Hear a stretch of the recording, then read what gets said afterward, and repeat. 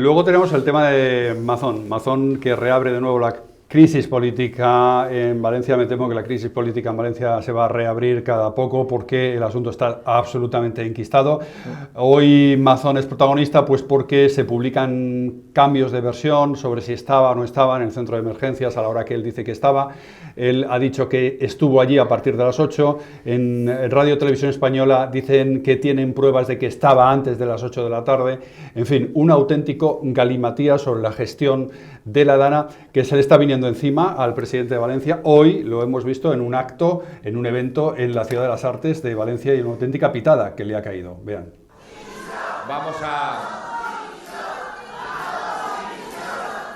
Si os parece, vamos a respetar el acto. Aunque no se respeta al presidente de la Generalitat. Carlos Mazón Rosiñol, que lo tiene complicado, que lo tiene complicado. El Partido Popular de momento está apostando por él al frente de la Comunidad Valenciana, pero es una figura política bastante quemada. Yo no sé si apuesta por él, o ha sido porque no saben hacer otra cosa mejor, o porque la inacción pensaban que era la mejor respuesta. Yo no sé, realmente lo que pasa en Valencia es un desastre.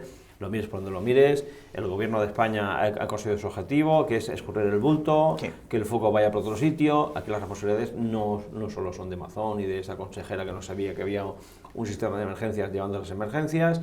Estamos hablando de un Estado, de un gobierno central que tardó muchísimo tiempo en responder, que no coordinó, que no avisó, y el foco ahora está en Mazón.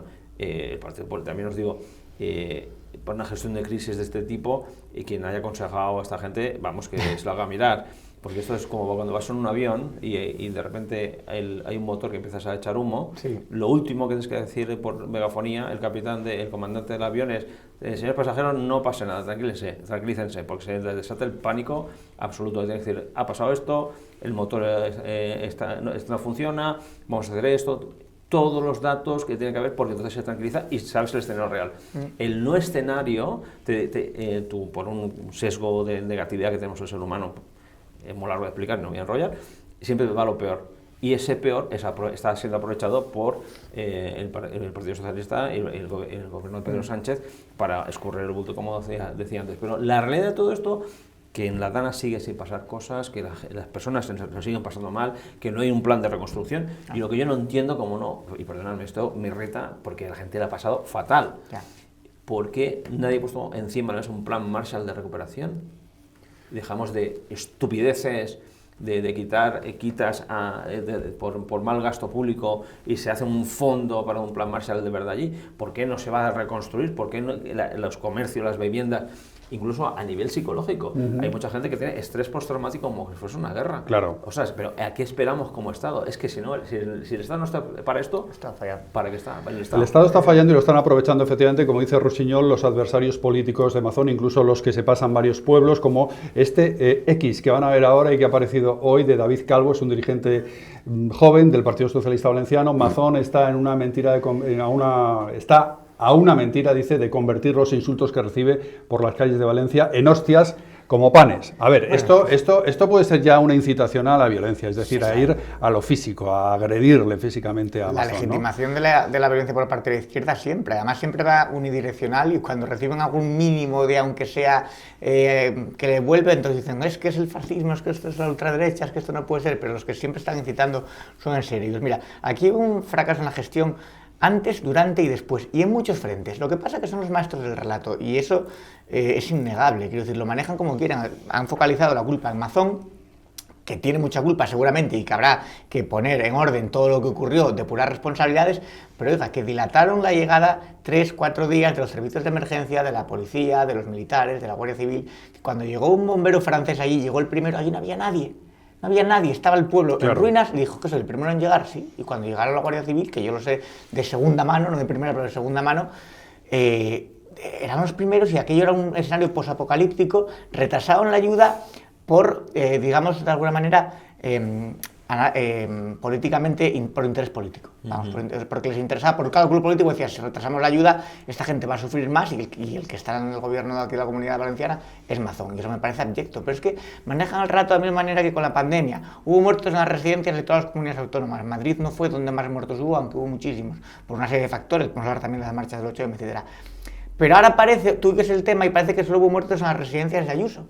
Entonces, han manejado el rato de cualquier manera que ahora al final, Pedro Sánchez yo creo que se va a ir de rositas, no va a tener ningún tipo de responsabilidad, a pesar de que dejó a la gente morirse literalmente en el barro, y lo van a focalizar en Mazón, incluso ya con amenazas físicas. Y bueno. Absolutamente. Hay otro tipo de responsabilidades, hablaba Rossinyol de ellas, hoy también hemos conocido alguna responsabilidad más, las que hacen referencia al Barranco del Pollo, concretamente, que fue el que causó en gran medida las muertes, y también las que hacen referencia a la Confederación Hidrográfica del Júcar, que depende del ministerio que en ese momento presidía Teresa Rivera Rossinyol, que ahora ya está tan tranquila en la Comisión Europea.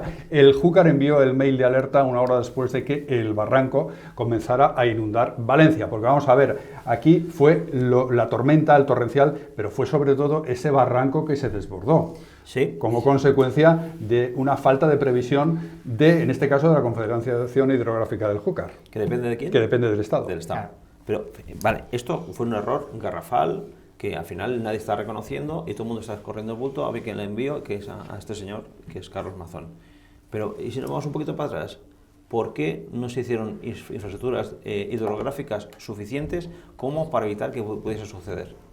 Porque esa es la cuestión, que desde que yo tengo uso de razón, voy a cumplir 55 años, fenómenos así de gotas frías, se llamaban antes, en el Mediterráneo es algo recurrente. ¿Por qué no se actuó en los últimos 10 o 20 años para que evitar todas estas cosas? Porque hay un pueblo que no recuerdo, disculpen, no recuerdo el nombre, en la zona de la Adana, donde no ocurrió nada más grave porque una presa romana lo paró. Una presa romana. ¿Por qué leches no se actúa con consecuencia? ¿Por qué los poderes públicos no hacen previsiones que no sean al corto plazo? ¿Por qué no se miran estratégicamente los riesgos que pueden ocurrir a la población? Claro. Y por otro lado, es que ese cálculo político tan rastrero, que Sí. decía Roberto, que es una cosa tan deleznable, pero si tú juntas piezas de un rompecabezas, ves un escenario muy preocupante.